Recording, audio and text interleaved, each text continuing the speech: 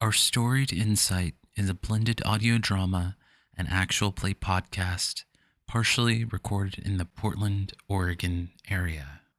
An area that rests on the traditional village sites of the Multnomah, Wasco, Coolitz, Cathlamet, Clackamas, Bands of Chinook, Tualatin, Kalapuya, Malala, and the many other tribes who have made their homes along the Columbia River. We respectfully acknowledge and honor all Indigenous communities, past, present, future, and are grateful for their ongoing and vibrant presence. A storied insight. A brave space where one brings their true character to life. Shall we turn the page and begin the next chapter? Chapter 2. Bequest.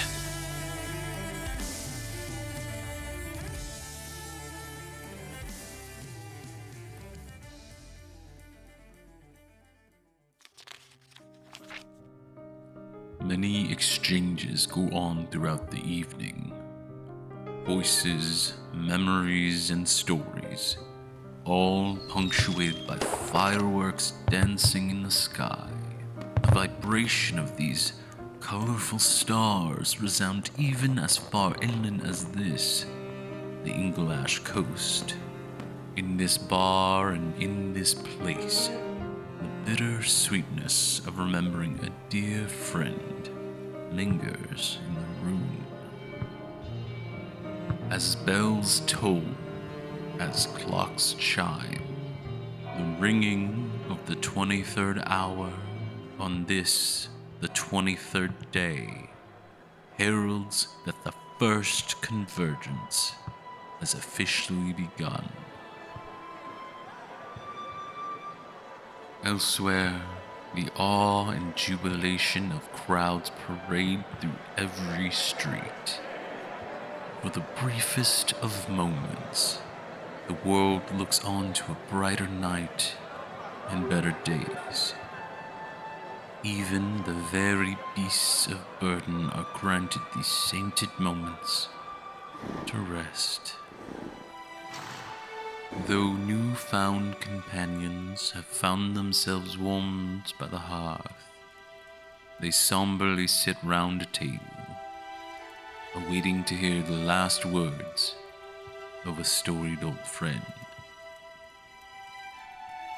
At the head of the table, a dispirited face attempts to rise despite the weights of sacred oaths and the dirge in his heart. The salt and pepper of time outline the face of this knight, this right guard, as he sheds the armor of his soul for this upcoming moment.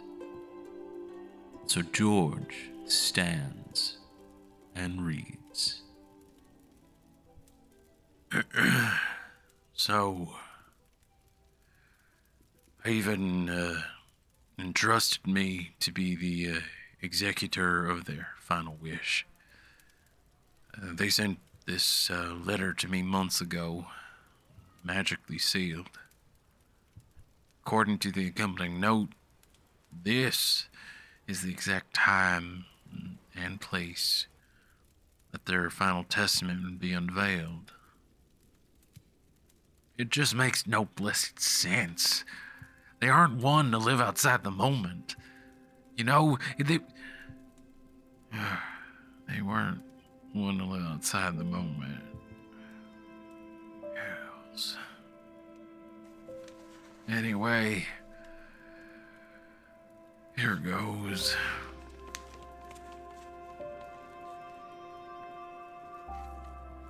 Thank you all for being here. I know you would have loved to see the vows of the Eros exchange, but it means so much that you all are here. I've never had much, but for what little I've had, I've always shared freely. I've always known who I could count on. To you, Sir George Valentino, I give my heart.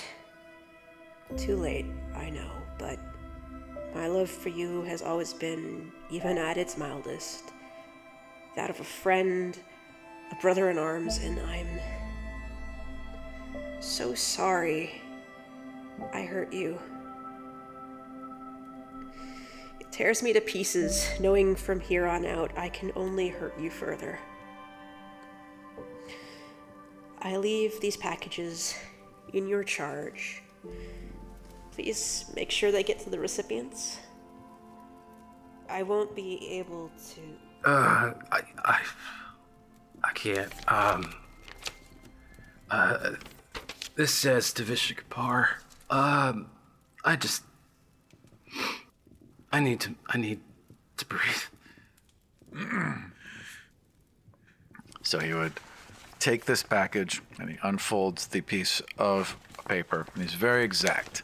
So he's one of those guys where, like, there's a wax seal, and so he pulls on it and he sees that the paper's gonna rip, and he tisks and he takes his pinky and then just gently slides under to break the seal cleanly, so the paper opens cleanly, pulls it out, takes a moment, and reads, "To Vishakapar, I've always admired your fire, your warmth, your light. As much as you push people away, you bring them together. You already are a light in the storm, even if you do not believe it. Take with you this lantern, and may it help you find your way through to the other side." He would nod and gently fold the paper back up, careful to fold along all the existing creases, slide it back in, close the envelope, tuck it gently in so it stays shut, and then carefully proceed to open the package. And inside is a hooded lantern. It has a bunch of, it's like in brass with hinges that are in copper, and it has a bunch of hammered etchings all along it of different otherworldly creatures. And there's a little note kind of wrapped up in it that explains that it is a lantern of tracking, and that should there be aberrations near, all I need to do is light this and it will reveal them. Fascinating. It was quite a generous gift. And he would just look at it. It's a very generous gift. And for the first time, Visha slightly smiles.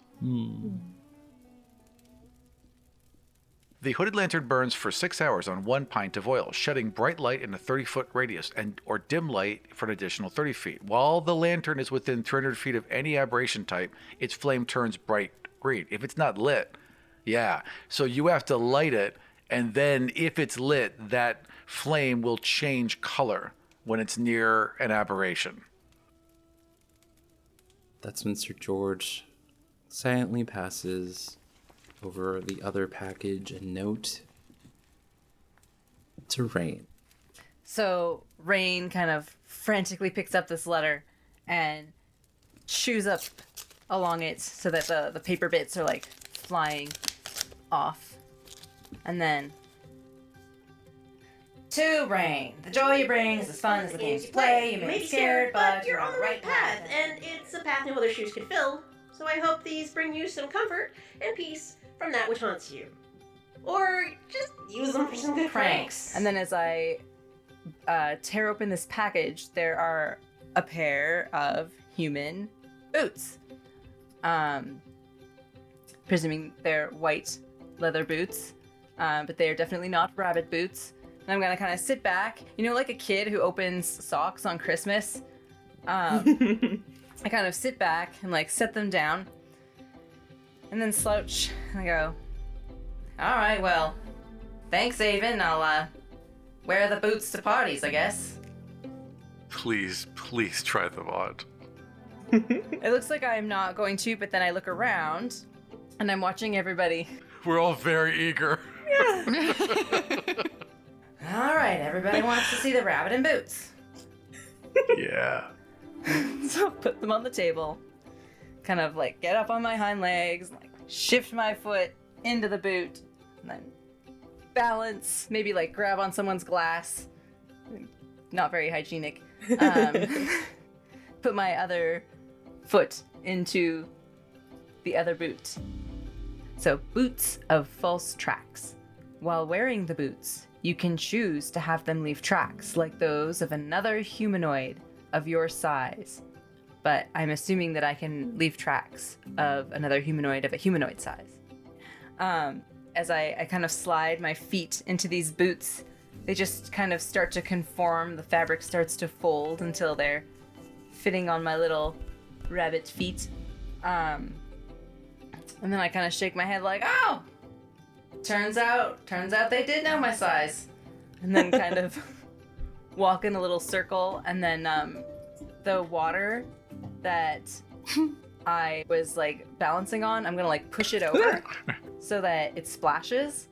And then I'm gonna walk through it.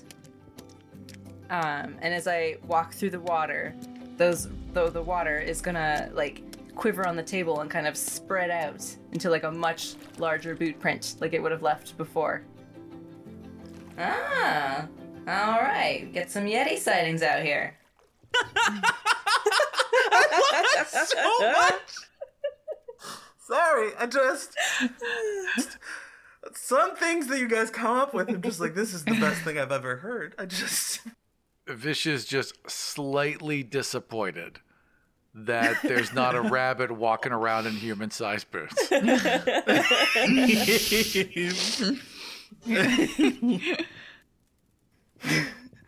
am gonna look at Vish and be like, I had to try on the boots. We gonna try on the lamp?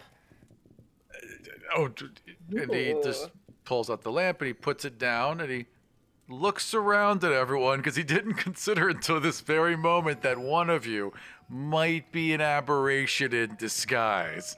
And he lights the lamp and stands back. The lantern is normal.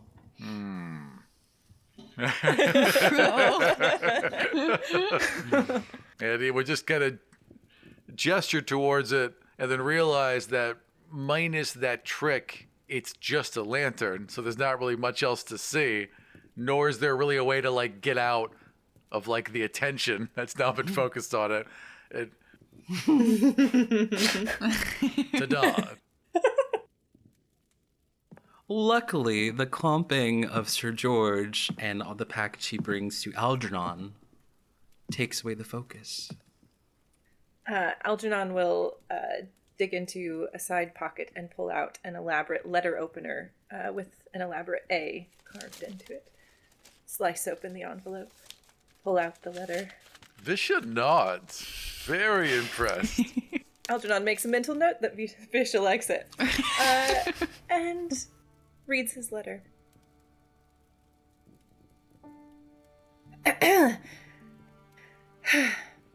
To Algernon. How I wish you could see you as I do. Nothing. Not even the gods themselves are perfect. The joy of seeking, of striving to be better, that is true divinity.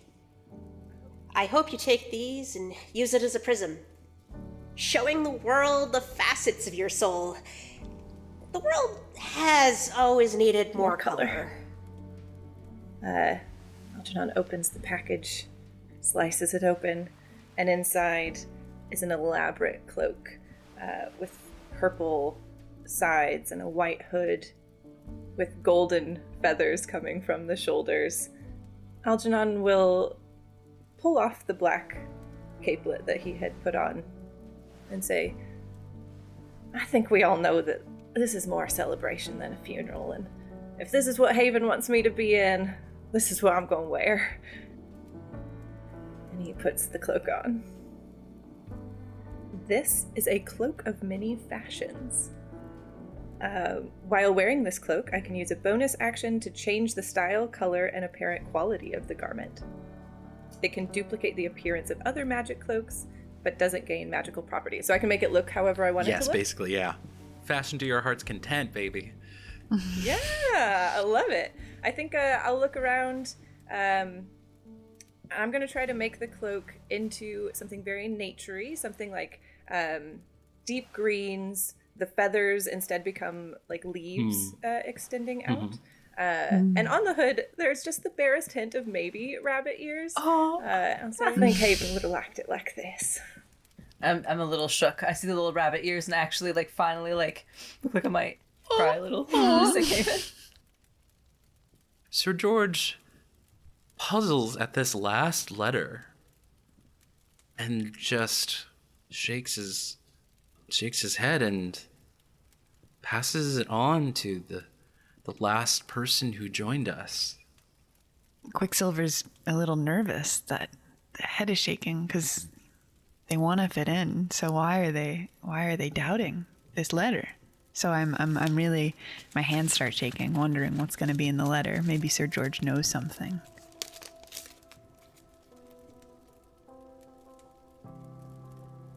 To the one I've never met, how quick does silver change with the heat and the pressures of life?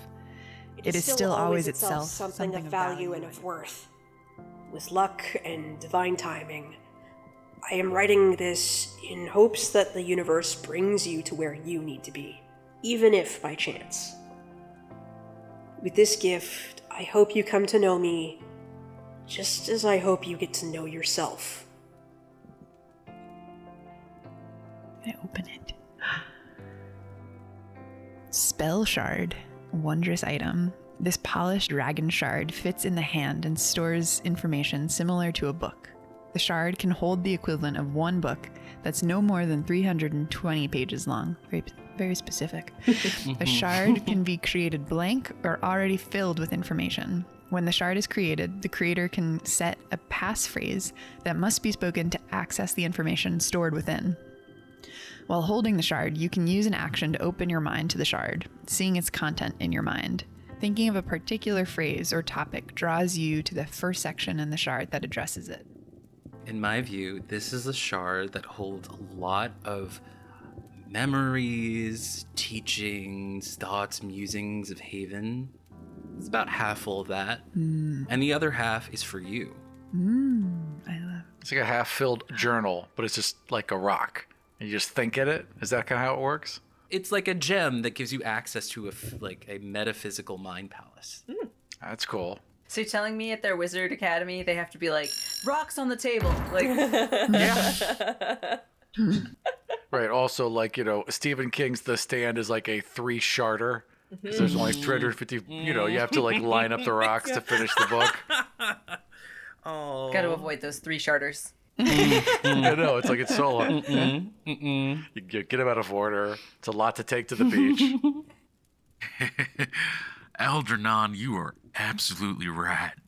This is a celebration. Yeah. I think Haven has one more gift for us. It says, my friends, in regards to the future, I have one particular torch which I need to pass on. The truth of the matter is, I, Haven, bloom tender of the infinite tree, have failed. The end of all of our stories approaches. The legends say the death of the infinite tree will close the volume on this world. The work of the emanations will be done as the last convergence ends. Life, in all of its incarnations on this material plane, will perish. The best that I can do is stall for precious time to give you a chance at a new ending. In my travels, I've collected tales from across the world. It should be possible to grow the tree anew, shaped not by the gods, but by the people. I apologize for my cloak and dagger epilogue, but my last wish is inked in these coded instructions. There are forces at play, variables in the tale to be told, ravenous eyes that covet this new and shining start. Gods, I barely remember the last time I've seen this. It's our secret language. He kind of puts that piece of paper down, smooths it out so everybody could see, and tries to like kind of go line by line with his fingers. Like, Okay. So, find the seed, or is it egg? Same thing, I guess. Of resilience. Surround it with the ashes of... it's always with the dirt. And, surround it with the ashes of heroic deeds. Cleanse it with tears, now rivers of time, and kiss it with the breath of dreams. Now, what the hell does this mean? I mean, we got a professor. I'm gonna stare at Silver like. Can I use my languages to help understand any of this? what language are you thinking about? I feel like Celestial is calling my name, but I don't know why. Yeah, that's a good one. All right. I feel like I should make you roll for something. Okay. Let's my first go. roll. Yeah. Let's go with just let's go with investigation. Okay. Ooh. Oh, I just got a 3, and then I had a +2, so I got a 5. Very low. It's all up Very from here. low. Yeah. Yeah. Very. I mean, some of the symbols used do give off that feeling, but these are unique. I mean, it is like what you assume is Haven's own kind of personal shorthand, borrowing some of this and that. And May I see this paper for a moment, please? are you gonna light it on fire? I am not going to light it on fire. You sure about that? I am surely not going to light it on fire. Look, man, there's water right here. We're ready. Yes. He passes on. This Thank bit. you, light it on fire. he reads it. He reads it to make sure, because sometimes the voice hears what he hears, and sometimes the voice doesn't. He's not sure if the voice isn't paying attention, if it can't, whatever. But if he reads it, he knows the voice will see it. So he reads it just to make sure. Once he's sure that it's been read, he hands the note back over. All right, then. Thank you. Oh, such a good reading. I love that bit about inspiration. Passion. Something almost comforting about it. There are interesting things about this letter.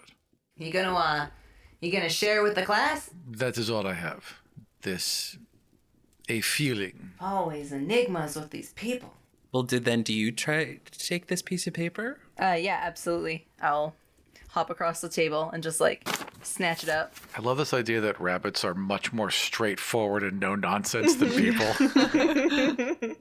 It is your choice of either survival or history. Let's do survival. That's 17. Even without knowing whatever this murky word is from all the clues gathered so far, it is a recipe of sorts. You were gathering whatever the hell these lines mean, and that line sticks out to you, meaning, yeah, we're probably gathering some kind of dirt, earth, mud, something. I'll just hand it to Algernon because Algernon's there. Algernon has been kind of standing behind you, swishing in his cloak. Yeah, turn around and I just like just shove it out at you like. Oh, thank you. Yeah. Gotta get some dirt. Gotta go to the land. I mean, land always has answers. I'm just like talking to myself though as I like hop back and forth, leaving these footprints that are way bigger than I am. Well, yeah, we can get some dirt and let's see if anything sticks out to me. Roll me a Religion or insight check. Insight. Ooh, yeah. 18. Has Algernon read romance novels? Oh, yeah. Side note, I've been on the cover of a couple. I love it. The line about a kiss or of air or breath of dreams, there's something there that just resonates with you. There's all different kinds of kisses, that dreams take very different forms, that a breath has so much meaning. Well, I don't really have a clear sense of where we should go, but... I don't know. I think we need to go to the city. I've never in my life heard of the Infinity dying. Like, what? The Haven wouldn't lie to us. Not on such a important occasion, would he? Would they? It would seem that if they're sending me after the tree, that they're really sure. Because, we did meet on circumstances where maybe they convinced me not to burn half the grove, but I still did burn half of a grove. And so if they really, they are gotta be sure if they're going to involve me at all in this particular quest. Maybe we're supposed to have a funeral for the tree. Oh. Cremation. That I can handle. Well, let's not be hasty, but let's go maybe to the Infinity, and I've always wanted to go to the big city, and it could be quite an exciting adventure. It's hard. Someone mentions that, it's really hard to say no. No, let's not go see the permanent tree. I heard you can see it from space. Right. Whatever that is, yes. Oh, just somebody I met. Hey, Quicksilver, have you passed through the big city ever? I have. On my way here. I'd like you to make me one more check, a history check with advantage. Ooh, okay, history. Ooh, 2 17s. Nice. Oh, lovely. You remember that this really is a city that never sleeps, that has all walks of life, that has stories, volumes and volumes and volumes of legends. Oh, I'm so excited. It is the perfect place to get information on these disparate clues. And in fact, with that roll, I'm going to give you a bit more. Something about the rivers of time calls out to you the most. Maybe this was a spot that you long to go to, or is from some distant memory. Yeah, I don't think I've ever been to the rivers of time, but it feels like it's the heart of something. Like if we could follow it up, we might get some information. I think I've seen the ends of the rivers of time, but I don't think I've ever seen the start of it. I honestly don't expect any of you to come with me, but that's where I'm going to go in the morning. I want to see the rivers of time. Oh, gosh, of course I want to go. Yeah, I could check out sometime, Rivers. It's a good pitch, Forever Tree, Rivers of Time, sure. Yeah. If it's what Haven wanted, then I'm sure there's a reason. All right. So, in the morning then, we head for the city? Yes. Do. Yes. Yeah. Yeah. What time, just so I know how to set my alarm? Yeah, I've had 4 of these elven whiskeys, so it's definitely going to have to be in the morning. It might be a walk. You know how it is when it's the convergence. Speaking of those elven whiskeys, and we have been gathered here to celebrate Haven, and does anybody mind if we do a toast? I love a toast. No. Perfect. 5th elven whiskey, please. Thank you. I get my glass of milk. I put a little moss on it. That's Yes. amazing. I get an actual piece of toast. Also amazing.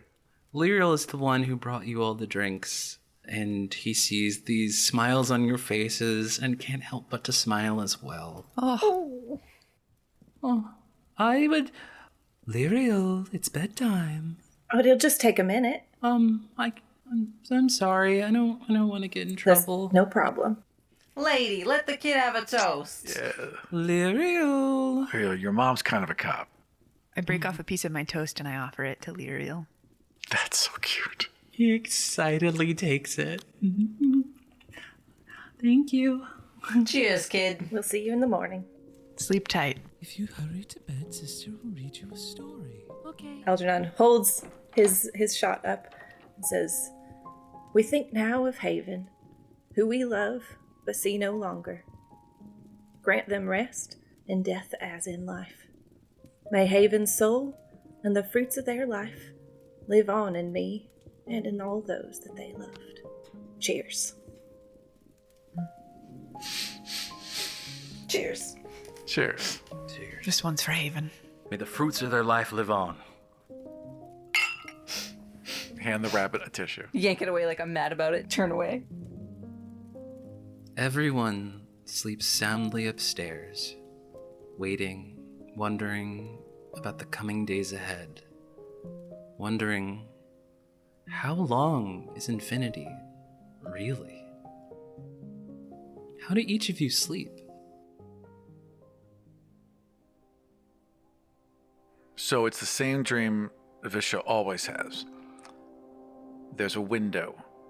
There's not really a window. He isn't really dreaming. He's half in a dream, but he's half awake. He can hear the dream. He can see the dream overlaid over himself. So he's just laying flat on his back, looking up at the ceiling, trapped in REM. So his body's paralyzed because his body thinks he's dreaming, but he's conscious and awake while he's still seeing and hearing. It sounds like wind is rushing by his ears, and it looks like a star field, kind of semi-transparent, laid over the ceiling above him, almost like a child's toy that would display a solar system on their bedroom ceiling.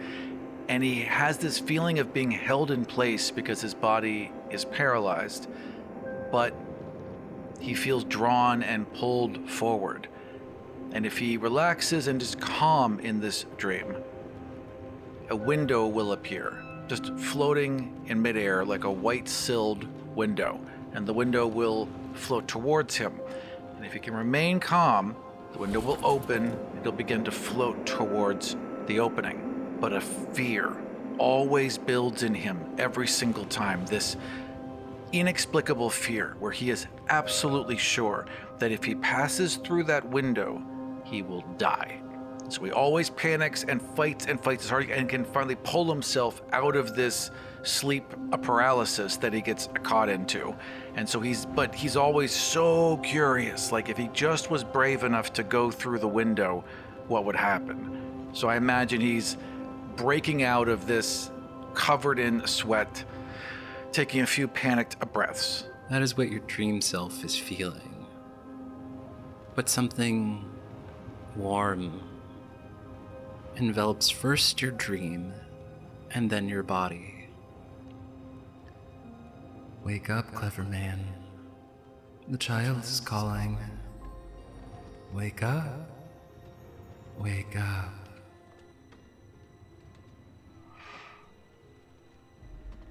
And he was like he had just laid back down. He's so tired.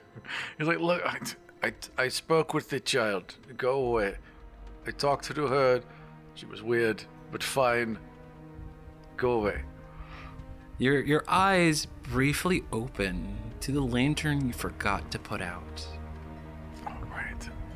Its flame sways from faint green to white and back again, growing eerie with each shift.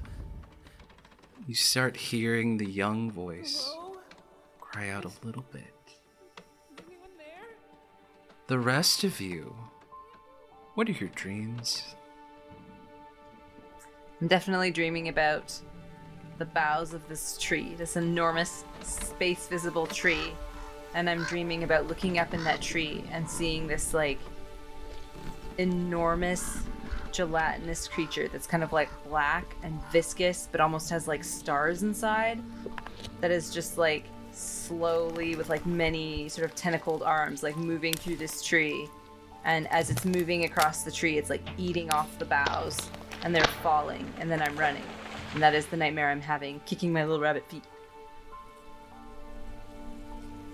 I'm having a nightmare also. I'm running in a crowd of people, kind of like pushing my way through them. And then you realize that the people in the crowd all kind of slightly look like me. And the further into the crowd I get, I take on more of this like shimmery coloriness that everybody sees me with now. And then you realize it's my family members. It's thousands of family members. And then I wake up. Algernon is sitting in the crowd of the opera house at the big city. But where the roof is, it's the tree of infinitude, or the infinity instead of the ceiling is overhead. And it's this weird feeling where he senses that something is not quite right, but doesn't really understand what it is. The singer who is currently performing on the stage is also Algernon.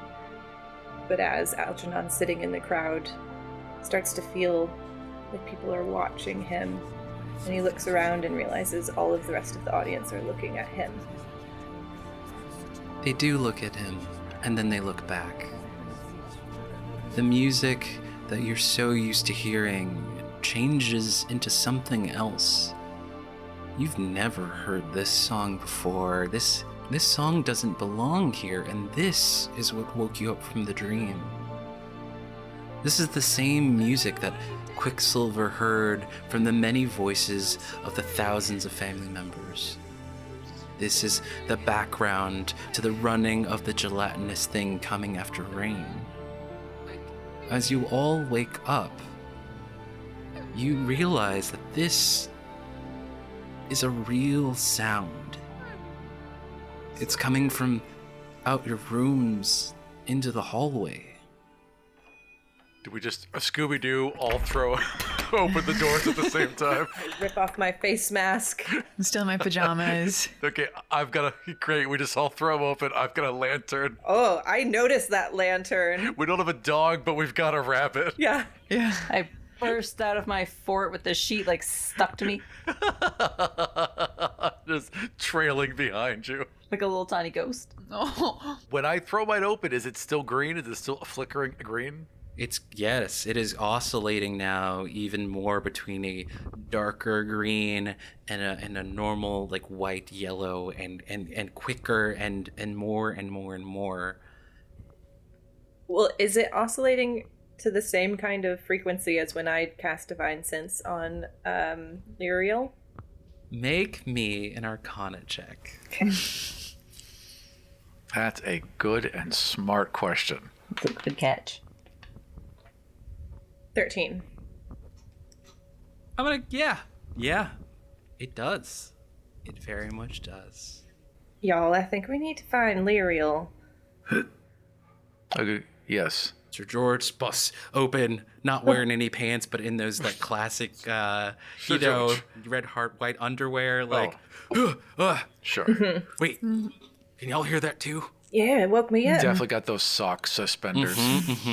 Yeah.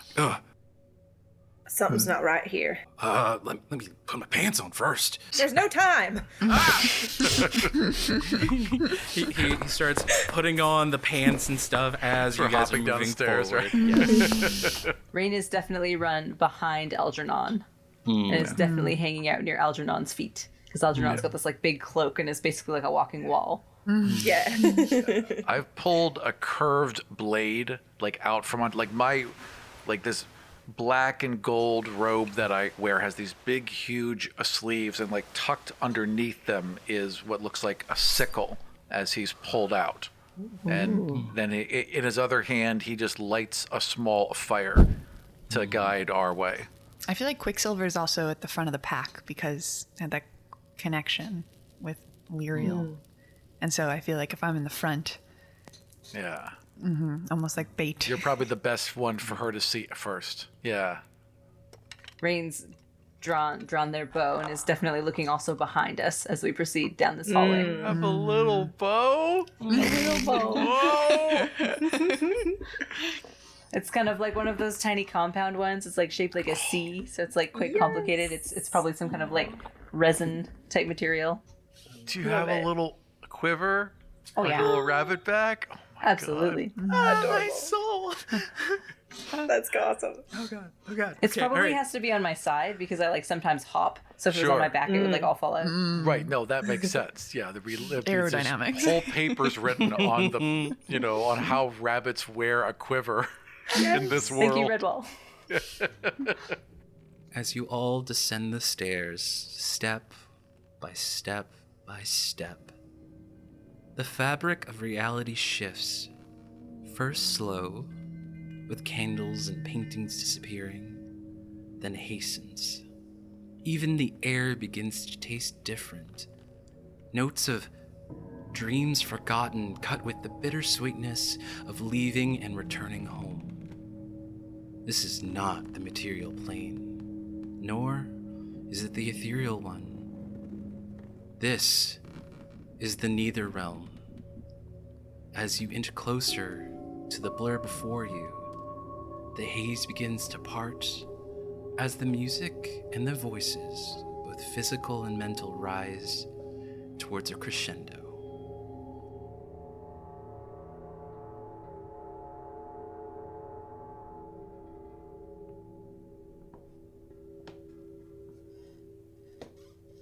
Why isn't that half-breed in bed?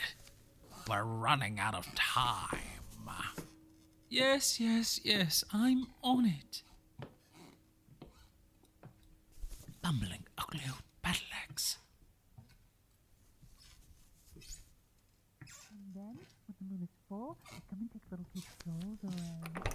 And then the ravens and crows back out their eyeballs, and then they...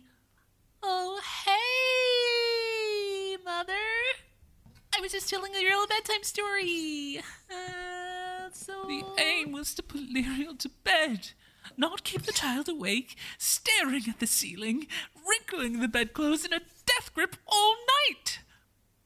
Just once, I'd like something handled for me properly.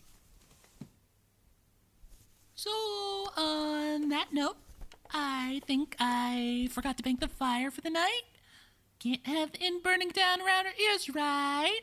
Night, Brad.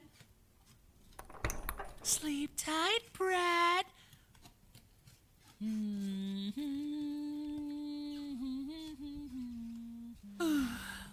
No. You aren't the least bit tired, are you? Would he please stay up and see the colorful stars?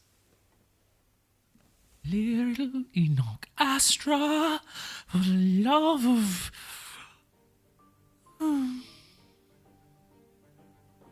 All right. Why don't you quiet down for a spell and I'll sing you a nice little lullaby. How does that sound? Really? You never do that. Well, things change. Darling, lay by my arm. You'll come to know harm while you sleep.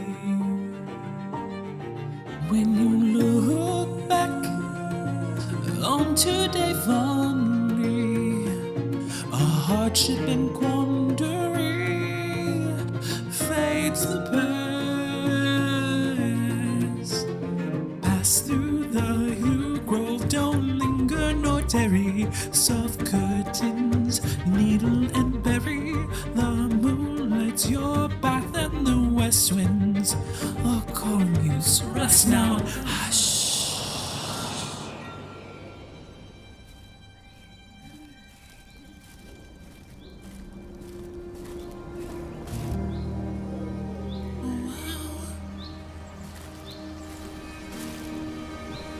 Bridge? Who's there? A friend of some friends. What are you doing? Just skipping some pebbles on the surface of the water.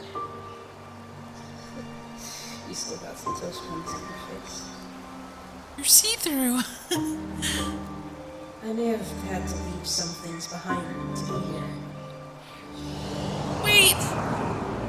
Where is this? I'm scared. Liminal space between realms. I'm sorry I can't make this any less scary, but the other side is a place you really don't want to go. Why can't I go back? It's cold. The wind is so cold.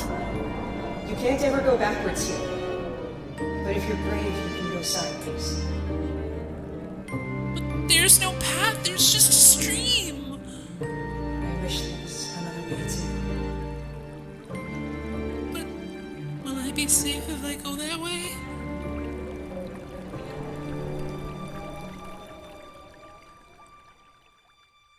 No. Our Storied Insight is a blended audio drama and actual play podcast using D&D 5th edition. In this chapter, our players are Tricia McGarrah as Algernon Bouquet, Milo as Lagobean, Rachael as Quicksilver, Aram Vartian as Vishakapar Zakarian, and Allonté Barakat as this story's keeper. Additional voice talents include Izzy Bromberger as Haven. You can tell us your stories via our socials, our Storied Cast on Instagram and Twitter, and our Storied Insight on YouTube and TikTok. You can also support new chapter episodes on Patreon at patreon.com/ourstoriedinsight. Also, please consider rating the show, writing a review, and sharing with friends. Our Storied Insight was edited by Allonté Barakat and Izzy Bromberger. A special thanks goes out to the music of the many amazing and talented artists compensated by Artlist.io. Find their names in the episode's description.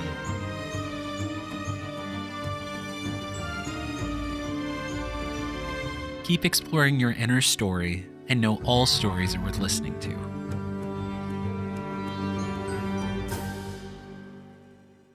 My personal thanks goes out to my real-life Sir George Valentino. You saved my life many years ago. Thank you, and I love you like a brother.